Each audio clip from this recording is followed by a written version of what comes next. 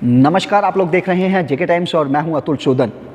1 फरवरी पूरे भारतवर्ष को भारत के यूनियन बजट का बेसब्री से इंतज़ार था। इंतज़ार इसलिए भी था क्योंकि लगातार पिछले 2 वर्षों से कोविड से जूझ रहे भारत के लिए कहा जा रहा था कि आने वाला बजट जो है ये एक बूस्टर डोज साबित होगा। आइए आपको बताते हैं कि फाइनेंस मिनिस्टर निर्मला सीतारमण जी के चौथे बजट में आखिर भारत में आम लोगों के लिए क्या कुछ है इस बजट में। सबसे पहले अगर बात करें तो जिस तरीके से शुरू से ही भारतीय प्रधानमंत्री नरेंद्र मोदी जी डिजिटल भारत की बात करते हैं, तो इस बार डिजिटल करेंसी के बारे में काफ़ी कुछ इस बजट में रखा गया है। डिजिटल करेंसी की बात करें तो हमेशा से क्रिप्टो करेंसी के ऊपर लगातार अलग अलग तरह के क्यास लगाए जा रहे थे। वहीं निर्मला सीतारमण ने आज के बजट को पेश करते हुए यह साफ किया कि क्रिप्टो करेंसी और एनएफटी की आय पर लगभग 30% का टैक्स लगाया जाएगा।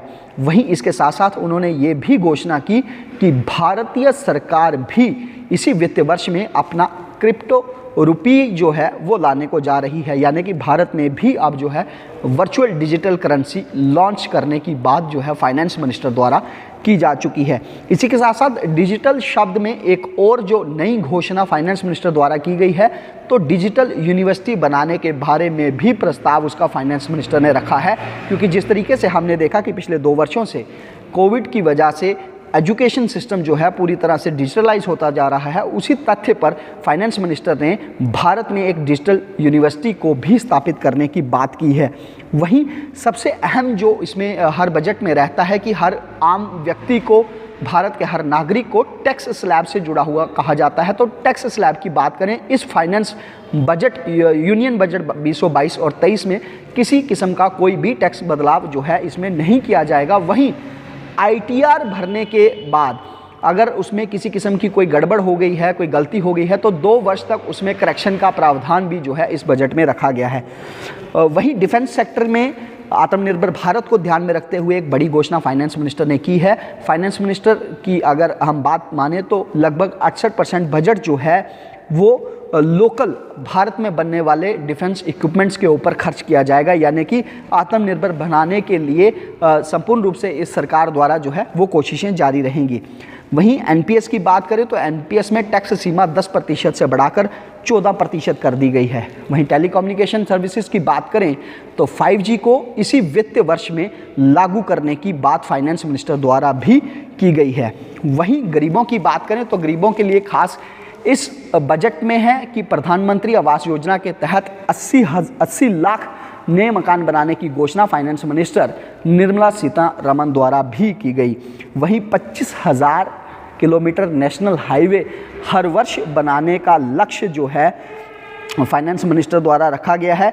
इसके साथ साथ आपको बता दें कि उज्ज्वला स्कीम को लगभग 1 करोड़ और परिवारों तक ले जाने की बात फाइनेंस मिनिस्टर द्वारा की गई है। वहीं कुछ अहम जो मुद्दे हैं, जो अहम सेक्टर्स हैं जिसको लेकर बजट पर खासी नज़र रहती है, खासकर युवाओं को एक बहुत ही विशेष इस बजट से अपेक्षाएं थी, क्योंकि अनएम्प्लॉयमेंट रेट जो है वो दिन ब दिन बढ़ता जा रहा था। तो युवाओं के लिए फाइनेंस मिनिस्टर ने ये घोषणा की है कि 14 सेक्टर्स में जिस तरीके से आत्मनिर्भर भारत का रिस्पॉन्स आ रहा है, तो उन्हें पूरी उम्मीद है कि आने वाले समय में, आने वाले 5 साल में लगभग 60 लाख नौकरियां जो है युवाओं के लिए पैदा की जा सकेंगी। 60 लाख रोजगार जो है वो युवाओं को मिल सकते हैं। वहीं किसानों की एक बड़ी उम्मीद थी इस बजट को लेकर, क्योंकि आपने देखा जिस तरीके से किसान बिल को लेकर एक बड़ा आंदोलन चला और उसके बाद उन बिल्स को वापस लिया गया। किसानों को भी बड़ी उम्मीद थी कि एमएसपी को लेकर शायद इस बजट में कोई अहम घोषणा जो है वो हो सकती है। तो कृषि और किसान के संबंधित इस बजट में क्या है, आपको बता दें कि फाइनेंस मिनिस्टर ने बताया है कि किसानों की फसल का मुआयना करने के लिए स्पेशल किसान ड्रोन्स का जो है इस्तेमाल किया जाएगा। इसके अलावा डिजिटल हाईटेक सर्विसेज जो है किसानों को पीपीपी मोड पर प्रोवाइड की जाएंगी, और इसके साथ साथ गेहूं और धान के लिए एमएसपी के ऊपर खरीदारी जो है सरकार बढ़ाएगी।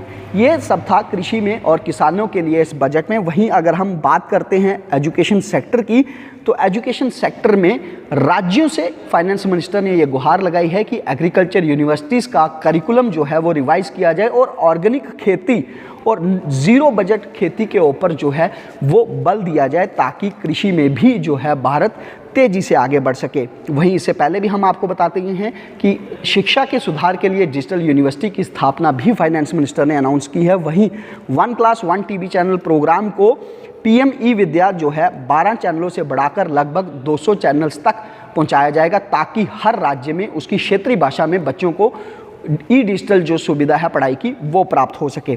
वहीं सबसे अहमियत रखने वाला, क्योंकि पिछले 2 वर्ष से हेल्थ सेक्टर जो है वो बहुत ही बर्निंग टॉपिक रहा है, तो हेल्थ सेक्टर की बात करें तो हेल्थ सेक्टर की भलाई के लिए mental health counselling care services के नाम से एक national tele mental health programme जो है वो शुरू करने की बात की है। कि इसके साथ साथ भारतीय फाइनेंस मिनिस्टर निर्मला सीतारमण ने ये भी घोषणा की है कि हेल्थ इंफ्रास्ट्रक्चर को बढ़ाने के लिए कुछ खास कदम उठाए जाएंगे।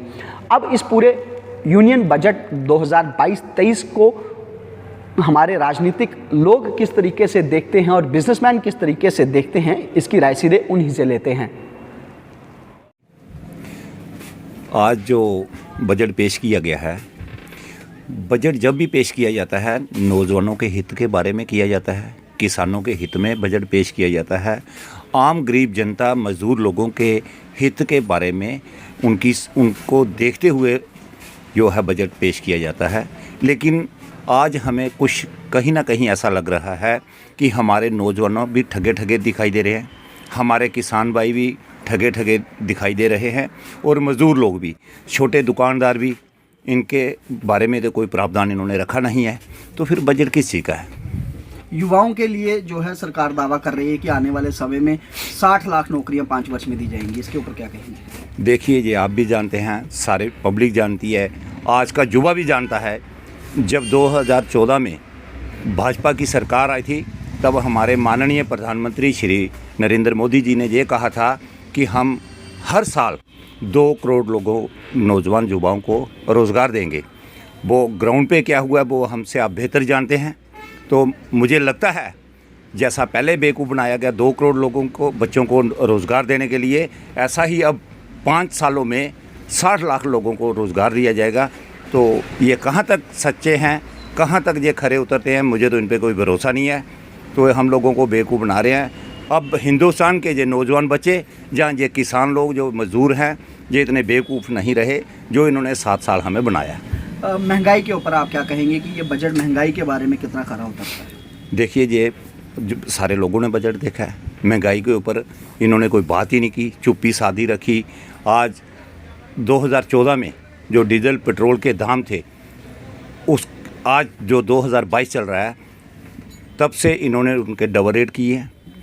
चाहे घर का राशन की बात करें, हम सरसों के तेल की बात करें, दाल चीनी की बात करें, वो महंगाई जो है डबल से भी ज़्यादा हो गई है।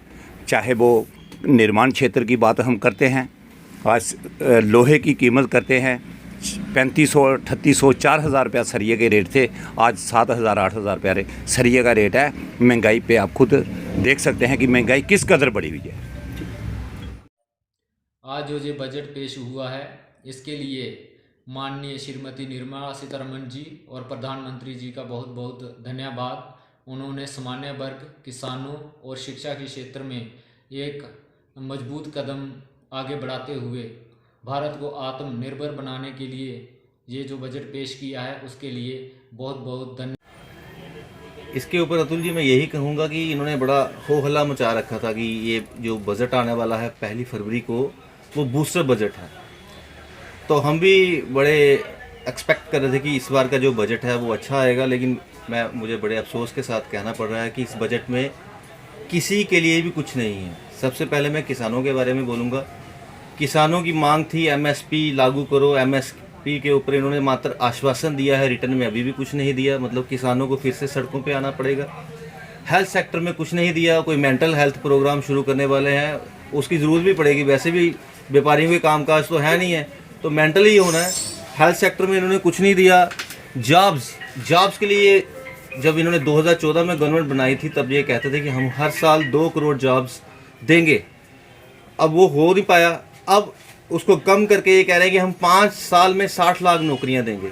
मतलब कि पहले 2 करोड़ वाला जुमला था, अब उसको कम करके 60 लाख वाला जुमला छोड़ दिया है।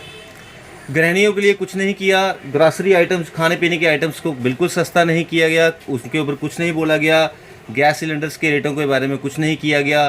पेट्रोल डीजल के ऊपर, पेट्रोल डीजल को जीएसटी के दायरे में नहीं लाया गया। पेट्रोल डीजल के रेट जस के तस हैं, मतलब कि महंगाई जो है ओवरऑल इन्फ्लेशन रेट में कोई कमी नहीं आने वाली। क्रिप्टो करेंसी के ऊपर ये 30% टैक्स लगाने वाले हैं। वैसे ही व्यापारी लोगों का काम नहीं था, जो लोग शेयर मार्केट में काम करते थे, अब उनके लिए भी काम करना मुश्किल हो जाएगा, क्योंकि 30% टैक्स अगर क्रिप्टो करेंसी पे देना पड़ा तो कौन काम करेगा। मतलब व्यापारी दोनों तरफ से मारा जा रहा है।